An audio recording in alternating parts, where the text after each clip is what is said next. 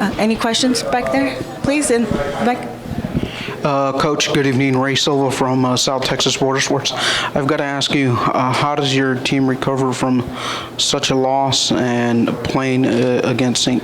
Kitts and Nevis for your final match of the Olympic qualifier? Well, I think we have to, take a good hard look at ourselves in terms of some of the, things that we did today. I think in terms of the personnel, I have to take responsibility for that, so I'll be able to address that. But I think overall, we lacked that bite that we showed in the first match. So obviously, I think we do need to kind of address those things. But overall, I think, look, this is an opportunity. We're still a young group. There's still opportunity for this group to grow. But obviously, we have to be honest with ourselves in terms of that performance, and that's not a Jamaican performance. And when you come up flat against a top 10 team in the world, that's what you get. Okay. Questions right in front?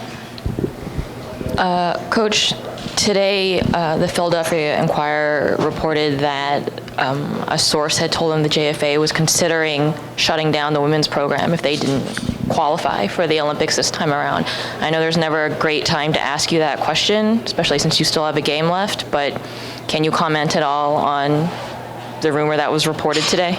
That's the first that I'm hearing of it. To be honest, one of the things that we've been looking at, along with the Federation and our ambassador Sadella Marley, who's been very supportive, is the idea that, for us to get where we need to go to, we can't lay dormant. At the end of the day, we haven't been together since we played the Caribbean qualifiers in the fall, in October, and the reality is that we need to play top games, and we need to go out there and continue to play those games in the FIFA women's windows to be able to improve. That's the only way that we get to that next level. To be able to reach the plateau of the World Cup and then not have anything afterwards is obviously not something that we want. In terms of the planning, like I said, that's news to me, because the idea is to say, how do we look to build upon it? Because if not, these things will kind of occur or keep reoccurring when you're flat and you haven't been as sharp as we were today. Right in front. I was hoping you could talk a little bit about some of the changes. So at halftime, take off Shoshana and have Dominique move back. Is that just a tactical change? Is that a response to something you're seeing out there? Yeah, I think it's just one of the things we wanted to address going down that side. But obviously, the biggest thing for us is that we've got to be able to be brave and have a little bit more belief when we have possession of the ball.